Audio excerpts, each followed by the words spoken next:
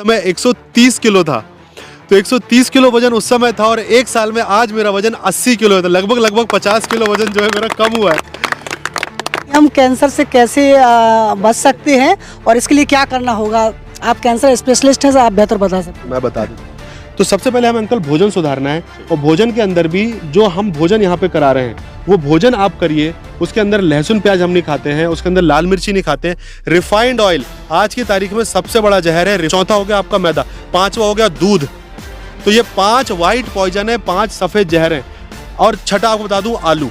तो आलू, चावल भी जो है आप खाएं, पर जो हम चावल आज खा रहे हैं, जो पॉलिश वाला चावल खा रहे हैं, वो बहुत बड़ी बीमारी है। नमस्कार, आपकी जन अदालत से मैं हूं राजा भैया पाल। मैं इस समय इंदौर धार में सेजवानी धाम में हूं, जो किसी एक ऐसी जगह है जहां पर पूरे देश से लोग आते हैं अपने जीवन में बदलाव लाने के लिए। और सेजवानी धाम में एक ऐसी शख्सियत के साथ इंटरव्यू हमारे होने जा रहा है जो शख्सियत यूथ में बदलाव लाने की कोशिश करते हैं और यूथ को कैसे डेवलप किया जाए जो कि भारत के लिए मजबूत यूथ बने। स्वागत है हमारे चैनल पर। हमारे साथ डॉक्टर साहब जुड़ रहे हैं। सर, पूरा परिचय क्या है सर आपका? बहुत बहुत धन्यवाद आप सभी मित्रों का कि आपने जो है आज इस कार्यक्रम को आयोजित किया है और आपके माध्यम से मेरा जो अनुभव है वो सबके बीच में जा पाए, ऐसा हम आज प्रयास करेंगे। मेरा नाम डॉक्टर श्री कृष्ण है। मैंने MBBS MD किया है और पिछले 1 वर्ष से मैं पूज्य परमाले जी के सानिध्य में स्वयं को विकसित करने का प्रयास कर रहा हूँ। सर, जिस तरीके से सर आप कैंसर स्पेशलिस्ट हैं, MD हैं, सेजवानी धाम में आकर के आपने ये अदृश्य भोजन को किस प्रकार से अपनाया है और इसको किस तरीके से लेने से हम अपने जीवन में एक बड़ा बदलाव ला सकते हैं और बेहतर जीवन जी सकते हैं? बहुत सुंदर। तो सबसे पहले तो आपको शुभकामनाएं कि आपने बेहतर जीवन की ओर अपनी दृष्टि की है और आपको लगता है कि मुझे और बेहतर जीवन जीना चाहिए। तो उसके लिए पहले तो बहुत बहुत शुभकामनाएं। एक बार जोरदार तालियां साहब हमारे एंकर साहब के लिए, है ना। इनके अंदर प्यास है साहब एक। तो मैं आपको बताऊं, 2022 सितंबर का महीना था। मेरे सिवनी जिले के अंदर जो है एक कैंप लगा पूज्य परमाली जी का। पूर्ण जी जो कि आपके ग्वालियर से ही आते हैं, उन्होंने वहाँ पे कैंप लिया था। सिर्फ 500 मित्रों का वो कैंप था और उसमें पहली बार उन्होंने अदृश्य एल्कलाइन नाश्ता ऐसा एक इंट्रोडक्शन दिया कि भैया हम करवा रहे हैं आपको। मुझे लगा कि कोई भोजन भी एल्कलाइन और एसिडिक हो सकता है। हमने तो कभी इस दृष्टिकोण से सोचा ही नहीं था। और उसी समय मुझे डॉक्टर ओटो वारबर्ग, जिन्होंने 1931 के अंदर 1931 के अंदर ये बता दिया था कि यदि आपकी बॉडी का जो ब्लड है उसमें जो pH है, यदि वो एल्कलाइन रहता है तो आपकी बॉडी के अंदर कैंसर सेल डेवलप ही नहीं हो सकते, या डेवलप है तो बहुत जल्दी डिस्ट्रॉय हो जाएंगे। तब मुझे लगा कि यदि कोई भोजन ऐसा मिल जाए जो हमारे ब्लड को pH को एल्कलाइन बना के रख सकता है, तो क्यों ना उस पर प्रयोग किए जाएं। और मेरा वजन उस समय 130 किलो था। तो 130 किलो वजन उस समय था और एक साल में आज मेरा वजन 80 किलो है। तो लगभग 50 किलो वजन जो है मेरा कम हुआ है। तो मुझे ऐसा लगता है कि पूज्य परमाले जी की 25 सालों की साधना और उसके बाद फिर वो एल्कलाइन नाश्ता और उस नाश्ते के 18 प्रकार के आइटम, तो उस पूरे कॉम्बिनेशन के अंदर कुछ तो मैजिक है जिसको मैं पिछले 1 साल से समझने का प्रयास कर रहा हूँ, खुद के ऊपर एक्सपेरिमेंट करके, रिसर्च करके। और जिसके कारण मेरा खुद का घुटने का दर्द, मेरा माइग्रेन, मेरा मूड डिसऑर्डर्स, मेरा एसिडिटी, मुझे ऐसा लग रहा था कि जैसे एसिड पूरा यहाँ आ जाता था और बहुत सारे और भी इश्यूज थे, वो इशू धीरे धीरे सॉल्व हो रहे हैं। और यही नहीं, diabetes, hypertension, thyroid, lower back pain, BP, आप नाम लीजिए ऐसी डिसीजेस का जो इंडिया के अंदर बहुत कॉमन है, एल्कलाइन ब्रेकफास्ट से बहुत तेजी से क्योर हो रही हैं। ये मैं खुद अब प्रत्यक्ष रूप से देख रहा हूँ। पूरे देश के अंदर हम डेमो लेते हैं, कैंप लेते हैं, मैं हर जगह जाता हूँ अपने अनुभव बांटने। हर जगह अनुभव आ रहे हैं कि पूज्य परमाले जी की साधना एक आम व्यक्ति के लिए कितनी महत्वपूर्ण है। ना कि एक आम व्यक्ति के लिए, इस शहर के लिए, इस देश के लिए और पूरे विश्व के लिए आने वाले समय में बहुत महत्वपूर्ण रिसर्च है उनकी, जिसको हम जिम्मेदारी लेते हैं कि हर व्यक्ति तक पहुँचाएंगे। ऑडियंस का सवाल है कि हम कैंसर से कैसे बच सकते हैं और इसके लिए क्या करना होगा? आप कैंसर स्पेशलिस्ट हैं, आप बेहतर बता सकते हैं। मैं बता देता हूँ। कैंसर होने का आज की तारीख में एक कारण नहीं है, अनेकों कारण है। पर उसका जो सॉल्यूशन है, जो समाधान है, वो एक ही है। वो मैं आपको बता दे रहा हूँ क्या समाधान है उसका। 3 चीजें हैं जो पूज्य परमाले जी की सुंदर रिसर्च का परिणाम है। वो पिछले 25 सालों से इस पर रिसर्च कर रहे थे, जो मुझे पिछले 1 साल में ही मिल गई। सबसे पहले सौभाग्यशाली हैं हम कि उनकी करुणा है कि हमको वो चीज़ 1 साल में मिल गई। मैं आपको बता देता हूँ। आपके जीवन के अंदर 24 घंटे में 3 ऐसी चीजें हैं जो आप चाह के भी स्किप नहीं कर सकते, आपको करना ही करना है। बताइए कौन सी 3 चीजें हैं जो आपको करना ही करना है? भोजन करना ही करना है, भोजन स्किप नहीं कर सकते। व्यायाम करना ही करना है, व्यायाम मतलब गति, गति मतलब ऑक्सीजन लेना ही लेना है। और तीसरा निद्रा, इन 3 चीज़ों को आप चाह के भी स्किप नहीं कर सकते। तो वो 3 चीज़ें जिनको मैं अपने 24 घंटे में स्किप नहीं कर सकता, क्यों ना उसको ही सही कर लिया जाए। सही बात है? तो सबसे पहले हमें अंकल भोजन सुधारना है, और भोजन के अंदर भी जो हम भोजन यहाँ पे करा रहे हैं वो भोजन आप करिए। उसके अंदर लहसुन प्याज हम नहीं खाते हैं, उसके अंदर लाल मिर्ची नहीं खाते हैं। रिफाइंड ऑयल आज की तारीख में सबसे बड़ा जहर है, रिफाइंड ऑयल। क्यों? क्योंकि रिफाइंड ऑयल को रिफाइंड किया जाता है कास्टिक सोडा से। कास्टिक सोडा मतलब आपके जो बाथरूम के अंदर जो सर्फ रखा हुआ है, निरमा रखा हुआ है, जो रिन का साबुन रखा हुआ है, वो है कास्टिक सोडा, जिससे आपके तेल को साफ किया जाता है। तो उसके अंदर उसके तत्व तो आएंगे जिससे साफ किया गया है, तो बॉडी में जाके बॉडी क्या कैंसर करेगा? नहीं करेगा। दूसरा, आपकी बॉडी के अंदर जो सबसे जहर जा रहा है वो है शक्कर। हमारे दादाजी आज से 50 साल पहले, 40 साल पहले शक्कर को जानते भी नहीं थे कि शक्कर होती क्या। गुड़ खाया जाता था। उस शक्कर को साफ करने के लिए जो चीज़ यूज़ की जाती है वो है सल्फर। सल्फर आपकी बॉडी में जाने वाला दूसरा सबसे बड़ा जहर है। तीसरा, नमक। हमारे घरों में डल्ली वाली नमक खाया जाता था, या हमारे घरों में पहले जो है सेंधा नमक खाया जाता था। सेंधा नमक को प्रोसेस किया जाता है, उसके साथ जो है आपकी बॉडी के अंदर अननेचुरल तत्व जाते हैं। तो ये हो गया तीसरा। चौथा हो गया मैदा। आपकी बॉडी के अंदर जो गेहूं है वो जैसा है वैसा जाना चाहिए, बिना चोकर निकाले। चोकर, बहुत सारे लोग, आज बच्चों को नहीं पता चोकर क्या होता है। हाँ, तो चोकर जब निकाल लेते हो तो वो आंतों में जाके चिपक जाता है, बहुत महीन हो जाता है, पाउडर हो जाता है वो, तो चोकर निकालना चाहिए। तो चौथा हो गया आपका मैदा। पांचवा हो गया दूध। तो ये 5 वाइट पॉइजन है, 5 सफेद जहर हैं। और छठा आपको बता दूं, आलू।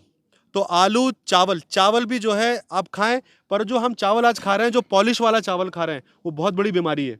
जो चावल के ऊपर एक बहुत पतली सी लेयर होती है, उसमें विटामिन बी कॉम्प्लेक्स होता है। विटामिन बी कॉम्प्लेक्स आपके ब्रेन को चलाने के लिए बहुत इंपॉर्टेंट है। आज आपको एक चीज़ अनुभव में आती होगी कि सुबह उठते साथ आपका सिर भारी लगता होगा, या आपको लगता होगा कि मेरा मूड जो है ठीक नहीं है। क्यों? क्योंकि बी कॉम्प्लेक्स की कमी है। चावल के ऊपर एक लेयर होती है, उस लेयर में विटामिन बी कॉम्प्लेक्स होता है। वो लेयर हम निकाल देते हैं पॉलिशिंग करके। पॉलिश करने के बाद उसको चमका देते हैं ताकि कंपनी उसको बेच सके। शक्कर को शक्कर क्यों बनाए? क्योंकि दिखने में अच्छी है वो। मैदा को मैदा क्यों बनाए? क्योंकि वो दिखने में अच्छा है, और जो दिखता है वो बिकता है। पर ये आपको पता है कि आज उसको खाने से हमारी बॉडी के अंदर क्या प्रॉब्लम हो गई। तो पहली चीज, आप शक्कर जो है सफेद शक्कर बंद करें। दूसरा, आप मैदा बंद करें। और तीसरा, जो सफेद चावल आ रहा है पॉलिश वाला, उसको बंद करें। आलू खाने लायक नहीं है हमारे लिए। तुअर की दाल। तुअर की दाल जानवरों के लिए बनाई थी आज से 20-30 साल पहले। तुअर की दाल हमारे खाने के लिए नहीं बनी। हमारे खाने के लिए जो दाल बनी है वो है मूंग की छिलके वाली दाल। रिफाइंड ऑयल हमारे खाने के लिए नहीं है। ये हर घर में खाया जा रहा है, और यही कैंसर के सबसे बड़े कारण है। ये 5-6 चीजों में आपको बता रहा हूँ। दूध, बहुत बड़ी बातें बताई हैं यहाँ पर। आपने दूध की भी बात की है कि दूध भी एक जहर की तरह है। हाँ बिल्कुल है। लेकिन ये बच्चे जन्म से लेकर के एक लंबी उम्र तक लोग दूध पीने का रिवाज है आज भी भारत में। आपने इसको जहर बताया है, कैसे? बता देता हूँ। दूध बच्चे को 3 से 5 साल की उम्र तक दिया जा सकता है गाय का। क्यों? क्योंकि लार के अंदर एक एंजाइम सीक्रेट होता है, जो एंजाइम प्रकृति ने हमें दिया है, जो दूध को डाइजेस्ट करने में हेल्पफुल होता है। नहीं, टैनिन नहीं। तो 3 से 5 साल तक जो है वो एंजाइम बहुत काम का होता है। उसको आप बच्चे को बिल्कुल पिला सकते हैं दूध, कोई दिक्कत नहीं है। पर 5 साल के बाद हमारी बॉडी के अंदर गाय के दूध की कोई रिक्वायरमेंट नहीं होती है, और ना ही पीना चाहिए। क्योंकि गाय के दूध की जो हार्डनेस है, उसमें जो कैल्शियम है, प्रोटीन है, कार्बोहाइड्रेट है, वो सब कुछ एक इंसान के दूध के कंपेरिजन में बहुत ज़्यादा हार्ड होता है, और आपके इंटेस्टाइन को उसको पचाने में बहुत मुश्किल आती है। ब्रेन की लगभग एक बड़ी ऊर्जा जो है उसको पचाने में लग जाती है। और इसलिए हमको दूध, आप जब भी पीते हो तो आपको पक्का उसमें नींद आनी तय है। आपको लगेगा बहुत भाई, इसलिए तो दूध सोने के पहले पिया जाता है। तो दूध जो है ऐसी चीज है जो आपको नींद लाती है, बेहोशी लाती है, क्योंकि ब्रेन की ऊर्जा वहां लग जाती है, ब्रेन उसमें सो जाता है, बेहोश हो जाता है। तो दूध पीने लायक चीज नहीं है। तो दूध की जगह पे क्या लेंगे? कैल्शियम की पूर्ति। छाछ पी लो। छाछ डाइजेस्टेड मिल्क है। दही डाइजेस्टेड मिल्क है। ये बाहर आपने उसको डाइजेस्ट कर लिया, तोड़ लिया बैक्टीरिया डाल के, नींबू डाल के, तो वो टूटा हुआ है। तो आपके इंटेस्टाइन को उसको तोड़ने में ज़्यादा मेहनत नहीं करनी पड़ती, तो वो ऑलरेडी डाइजेस्टेड है, वो आप पी सकते हो। सोया मिल्क नहीं पीना चाहिए, क्योंकि सोयाबीन हमारे लिए ठीक नहीं है। सोयाबीन में 20% से लेकर 25% तक फैट होता है, ईस्ट्रोजन होता है। आप जैसे ही सोयाबीन लोगे तो आपका पेरिफेरल फैट बढ़ाएगा, मोटापा बढ़ाएगा, और ईस्ट्रोजन बढ़ाएगा, बॉडी में हार्मोनल इंबैलेंस करेगा। सोयाबीन खाने लायक है नहीं। सोयाबीन हमारे देश के अंदर 25 साल पहले किसी को पता नहीं था। सोयाबीन हमारी फसल नहीं है इस देश की, सोयाबीन अमेरिका की फसल है। सोयाबीन हमारे देश में ना तो कभी उगाया जाता रहा है और ना कभी उगाया जाएगा, क्योंकि हमारे देश की नेचुरल फसल नहीं है। वो इस देश के अंदर रहने वाले लोगों के लिए प्रकृति ने नेचुरली नहीं उगाया है। वो हमारे खाने की चीज नहीं है। लोग ना सब्जी तो वो, और ना उसका तेल, और ना उसका दूध। एक दूध के रात को ले सकते हैं। हाँ, रात को ले सकते हैं। छाछ और छाछ। मैं बता दे रहा हूँ, आप में से कितने मित्रों को यूरिक एसिड का इशू है, घुटने का इशू है, दर्द होता है? सबको होता है। 3 बजे के बाद कोई भी खटाई, स्पेशली आम, इमली, छाछ, दही नहीं खाना चाहिए क्योंकि वो यूरिक एसिड बढ़ाता है। 3 बजे के बाद आपकी बॉडी के अंदर दूध बोल रहा हूँ, छाछ, खटाई, इमली, आम, इन सब का डाइजेशन एकदम लो हो जाता है और ये बॉडी में जाके यूरिक एसिड को एक्यूमुलेट करते हैं। तो 3 बजे के बाद आप बिल्कुल ना खाएं। बिल्कुल। इसको सेव करो वीडियो। लगभग 30 पड़ता है। वो सेक्स ऊर्जा को लेकर जिज्ञासु है। सेक्स ऊर्जा क्या है, वो कैसे हम इसको मेरी बात समझिए, सेक्स ऊर्जा को पहले हम समझ लेते हैं। सेक्स एनर्जी, इसमें 2 शब्द है सेक्स। तो सेक्स का जो हमारे नाम सुनते साथ सबसे पहले जो ध्यान में आता है वो आता है सेक्स एक्टिविटी।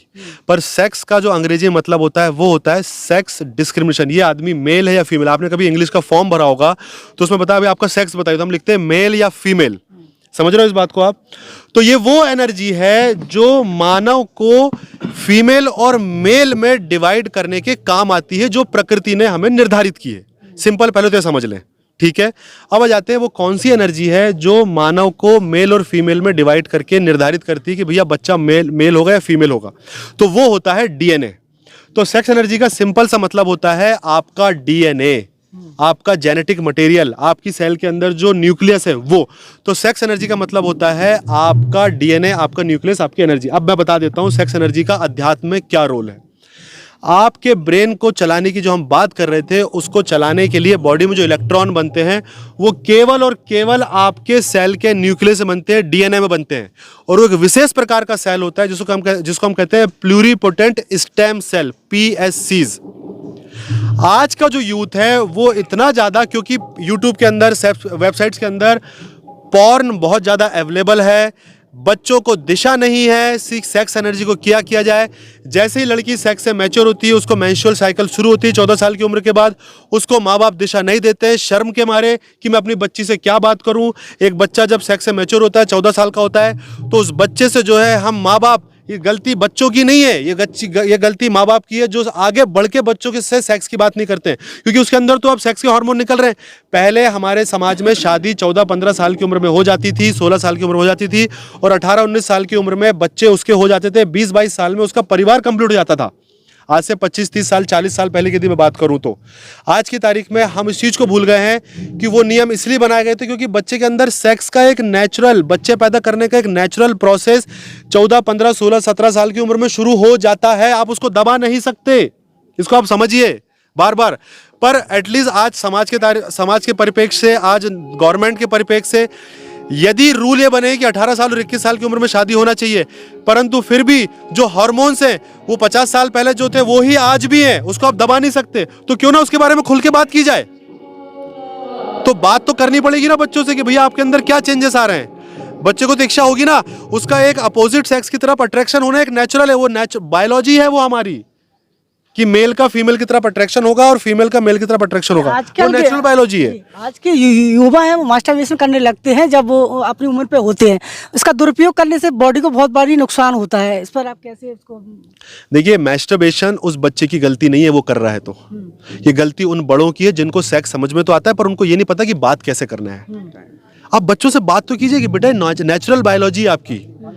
एक लड़की से बात करिए कि नेचुरल बायोलॉजी है आपकी, ये जो इच्छाएं हो रही है आपको ऐसा करने की, जो आपके अंदर प्रवृत्ति बन रही है, ये नॉर्मल है, परंतु ये सही समय नहीं है। वो ऊर्जा के बारे में बात करनी पड़ेगी हमें कि वो ऊर्जा बहुत बड़ी, एक ऊर्जा से जिससे पूरा का पूरा इंसान एक चेतना जन्म से, जिससे कृष्ण, बुद्ध, महावीर जन्म सकते हैं।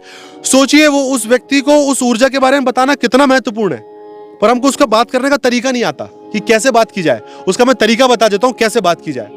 उस बच्चे से बात करिए कि बेटा जिस ऊर्जा से तुम्हारा जन्म हुआ है, ये वो ऊर्जा है जो अब तुम्हारे अंदर जन्म ले रही है, और उस ऊर्जा से सुंदर तरीके से पूज्य परमाली जी बहुत अच्छे से दिशा देते हैं, बात करते हैं। आप सभी से मेरा निवेदन है कि आप उनसे भी प्रश्न करें, तो आगे आने वाले समय में हमको दिशा मिलेगी, और मुझसे जितना हो सकेगा वही बात करूंगा। मैं कहना चाहूँगा अल्कलाइन जो ब्रेकफास्ट है ना, वो केवल स्वास्थ्य के लेवल पे भी काम करता है, अन्यथा सहजता के, प्रेम पे, करुणा पर, इसमें भी काम करता है। मैं बता देता हूँ, उसका बहुत गहरा विज्ञान है। आप ऐसे मान के चलिए कि जो भोजन है, जब हम पैदा हुए तो कितने किलो के थे? जब एक व्यक्ति का, मनुष्य का जन्म होता है वो कितने किलो का होता है? 3.5-4 किलो का होता है। आज मेरी उम्र 32 साल है, मेरी उम्र 32 साल है। हाँ, तो साहब आज 32 साल के बाद मेरा वजन 80 किलो है। तो वो जो एक्स्ट्रा 65 किलो 75 किलो जो मेरी बॉडी में आया है, वो कहाँ से आया? आपको क्या लगता है? वो तो आप बताया था और ऑनलाइन आज बताया, सुबह बताया। सिंपल है, जो मैंने पिछले 32 सालों में भोजन किया वही जाके मेरा शरीर बन गया, वही जाके मेरा भोजन जाके शरीर बन जाता है। जी। और इसका एक बहुत सिंपल सा विज्ञान बता देता हूँ, जैसा आपका शरीर बनता है वैसी उससे ऊर्जा निकलती है, जी। और वही ऊर्जा मन है, वही ऊर्जा मन है। सपोज एक व्यक्ति है जिसको बहुत ज्यादा गुस्सा आता है, जो बहुत जल्दी रिएक्ट कर देता है, जिसके अंदर खुद को कंट्रोल करने की ताकत नहीं है, आप समझ जाइएगा कि इस व्यक्ति का भोजन जो है बहुत तामसिक है। इस व्यक्ति के अंदर भोजन के अंदर लाल मिर्ची, लहसुन, प्याज, आलू, अदरक, ये सब चीजें इन्वॉल्व है, जो कि मैं भी पहले खाता था। जब से मैंने भोजन के अंदर ऐसी चीजें इन्वॉल्व की हैं जो सूर्य के प्रकाश में पैदा होती हैं, और फिर उस भोजन को करने के बाद जब मैंने अपने जीवन में परिवर्तन देखा है, तो सिर्फ शरीर के तल पर नहीं, मेरे मानसिक तल पर भी बहुत स्थिरता आ गई है। पहले मैं ठहर ही नहीं पाता था, ब्रेन से मैं ठहर नहीं पाता था कि मैं क्या बोल रहा हूँ, क्या सोच रहा हूँ, क्या कर रहा हूँ, पता नहीं रहता था। अब क्या हो गया है कि बहुत स्टेबिलिटी आ गई। कोई भी चीज़ करने से पहले 3 बार सोचता हूँ कि क्या कर रहा हूँ, फिर करने के बाद भी मनन रहता है कि क्या चल रहा है। तो जैन संप्रदाय के अंदर, आप तो जैन समाज से हैं, मैं जैन समाज से नहीं हूँ, पर महावीर की शिक्षाओं को जब से मैंने समझना शुरू किया पिछले 1 साल में, उनके जो 6 बाह्यतप है, अनशन, अनोदरी, वृत्ति संक्षेप, रस परित्याग, कायक्लेश और संलीनता, और जो 6 अंतर तप है, प्रायश्चित, वैव्रत, संलीनता, प्रायश्चित, वैव्रत, स्वाध्याय, सामायिक और कायत्सर्ग, तो ये सब जो 12 जो तप है, ये पूरा का पूरा 2500 साल पहले महावीर ने हमको तप बता के गए थे। और इतना, हाँ, इसका बहुत गहरा विज्ञान है। मैं तो जैन समाज से नहीं हूं, पर मैंने जब प्रयोग किए तो ये प्रयोग मुझे अपने अंदर समझ में आए कि कैसे काम करता है। आप पहले ही तप ले लो, अनशन। वो कहते हैं कि अनशन मतलब आप कुछ दिनों के लिए अन्न का त्याग करो, तो आपको एक्चुअल भूख का पता चलेगा कि मेरी भूख है कितनी। अभी तो हम क्या होता है कि भोजन आगे तो खा लिया, रोज चल रहा है काम। फिर वो कहते हैं उनोदरी। उनोदरी मतलब आपका जो उदर है वो अन्न मतलब आधा भरा रहे। क्यों? क्योंकि आपके स्टमक के अंदर जो HCl हाइड्रोक्लोरिक एसिड होता है वो 50% भरा होता है। महावीर को आज से 2500 साल पहले पता था कि स्टमक के अंदर जो हाइड्रोक्लोरिक एसिड है वो 50% भरा रहता है, इसलिए उन्होंने कहा उनोदरी। तो अनशन, उनोदरी। फिर तीसरा कहा वृत्ति संक्षेप। हमारी वृत्तियां हो गई खाने की। हम कहीं जाते हैं, चाय का स्टॉल दिख गया, टी का स्टॉल दिख गया, चाट का स्टॉल दिख गया, तो ये वृत्तियां जो कहते हैं, वृत्ति को संक्षेप करो, उनको आप थोड़ा सा अपनी तरफ लेके आओ, वृत्तियों को बंद करो। तो अनशन, अनुद्र, वृत्ति संक्षेप, रस परित्याग। फिर हमारा रस बहुत ज्यादा है, 6 रस होते हैं, तिक्त, कटु, कसाय, मीठा, नमकीन और खट्टा। ये 6 रस होते हैं। वो कहते हैं कि आप इन 6 रसों का परित्याग करो जो आपको बाहर की ओर ले जाते हैं। आप एक चीज देखना, सुबह सुबह जब आप उठते हो तो उठते ही साथ जो मुंह के सलाइवा का टेस्ट होता है, वो टेस्ट है जो आपके उस दिन का सबसे ज्यादा डिमांड वाला टेस्ट है बॉडी का। बहुत बढ़िया, बहुत अच्छी बात। आपको उस टेस्ट को सुबह सुबह उठ के करना है, थोड़ी देर 1 मिनट ठहर के कि भैया मेरी टेस्ट सलाइवा के अंदर क्या टेस्ट आ रहा है, और वो समझ जाना है कि आज की मेरी बॉडी की उसकी डिमांड है। और आप उस, जैसे सपोज आपको सुबह सुबह उठ के लग रहा है कि मेरे मुंह की जो लार है वो थोड़ी सी कड़वी है, तो समझ जाइए कि बॉडी के अंदर आज करेले की डिमांड है, उस दिन करेले की सब्जी जरूर खा लें आप। तो आपकी बॉडी के अंदर ना रस का जो है परिपूर्ण हो जाएगा, और जो बाहर के रसों की जो डिमांड रहती है उसका परित्याग हो जाएगा। तो अनशन, अनुद्री, वृत्ति संक्षेप, रस परित्याग, काया क्लेश। काया क्लेश मतलब अक्सर हम बॉडी की जो डिमांड है उसको सेटिस्फाइड करने में लग रहते हैं। काया क्लेश ही है, काया क्लेश ही है, ये जो मान लेता है उसको समझ आता है कि बॉडी की डिमांड कभी पूरी नहीं की जा सकती। और महावीर ने बहुत सुंदर एक शब्द का, उसे कहते हैं पुद्गल। ये जो पदार्थ है हमेशा गल रहा है, और जो चीज हमेशा गल रही है उसको कभी पाया नहीं जा सकता, वो बन रहा है और बिगड़ रहा है। तो उसी को उन्होंने पुद्गल कहा, और इसीलिए उसको कहते हैं कि काया क्लेश ही है जिसकी डिमांड कभी पूरी नहीं की जा सकती, तो उससे उठना ही पड़ेगा। और तीसरा कहा, आखिरी कहा समलीनता। समलीन हो जाना है, एक दिन सम हो जाना है। तो हालांकि उसका एक बहुत गहरा विज्ञान है। आप लोग जब नवरात्रि में कभी यहाँ पर आएंगे सेजवानी के अंदर, मैं सेजवानी धाम को, मैं चूंकि बहुत जगह रहा हूँ, सिंगापुर रहा हूँ, इटली मिलान में रहा हूँ, मुंबई रहा हूँ, कोलकाता रहा हूँ, मैं पूरे देश के अंदर, दुनिया के अंदर बहुत जगह रहा हूँ। मैं आपसे एक ही निवेदन करना चाहता हूँ, ये जो सेजवानी धाम है, पूज्य परमाले जी की जो हमारी रिसर्च है, जो हम काम कर रहे हैं, ये दुनिया की सबसे बड़ी यूनिवर्सिटी, आप नाम ले लो, हार्वर्ड का नाम ले लो, ऑक्सफोर्ड का नाम ले लो, स्टैनफोर्ड का नाम ले लो, वो सब भी इसके आगे फेल है। आज की तारीख में फेल है, मैं आपको बोल रहा हूँ, गारंटीड बोल रहा हूँ। दुनिया का सबसे बड़ा काम चल रहा है, जीवित काम चल रहा है इस यूनिवर्सिटी के अंदर। क्योंकि हार्वर्ड यूनिवर्सिटी जो आपको सिखाएगी वो तो फिर भी आपको नौकर बनाएगी कि जाके MBA करो और किसी कंपनी के अंदर 1 करोड़ 2 करोड़ 10 करोड़ का पैकेज करो। ये जो यूनिवर्सिटी है ये आपको मालिक बनाती है, खुद का, खुद के मालिक बनो। सबसे पहले वो यूनिवर्सिटी पैसे को कमाना सिखा रही है, ये यूनिवर्सिटी इंसान को कमाना सिखाती है कि आप सबसे पहले खुद को तो कमा लो, फिर जो इंसान पैसे को कमा रहा है वो तो आपका हो ही जाएगा। बड़ा काम चल रहा है साहब। मुझे नहीं पता आप में से कितने मित्रों के बाद समझ में आ रही है, पर आज से 5-6 साल बाद आपको ये बहुत क्लियर दिखने लगेगा, देश ही नहीं दुनिया के अंदर दिखने लगेगा। मैं आपको बोल रहा हूँ। तो इस समय हमारे साथ डॉक्टर साहब जुड़े हुए हैं। एक बड़ा सवाल करना चाहेंगे, जो अभी आप गहरी बातें बता रहे हैं, इसके लिए ब्रेन की ज़रूरत है, और इसको समझने के लिए एक परफेक्ट ब्रेन को तैयार करने के लिए क्या करना होगा यूथ मैं को? बता देता हूँ। देखिए, पहले तो सबसे पहले आप ब्रेन को समझ लीजिए कि ब्रेन एग्जैक्टली है क्या चीज। ब्रेन आपके मनुष्य होने का सूचक है। आपके पास ब्रेन है इसलिए आप मनुष्य हो। एक जानवर के पास मनन नहीं है और आपके पास मनन है, और इसी मनन से शब्द निकला है मनुष्य, क्योंकि हम मनन कर सकते हैं, हम विचार कर सकते हैं। आप बात को समझिएगा, बहुत इंपॉर्टेंट बात है।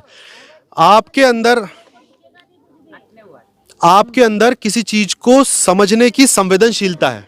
3 चीजें हैं, टाइम, प्लेस और पर्सन।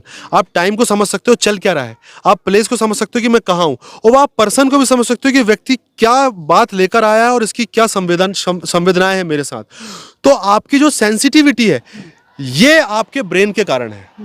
जो हमारी 5 ज्ञानेंद्रियां हैं वो आपके ब्रेन तक कुछ संवेदनाएं पहुंचाती हैं, और वो संवेदनशीलता जो है आपके ब्रेन को पता चलता है कि चल क्या रहा है, और इस कारण से आपका मनन शुरू होता है कि चल क्या रहा है।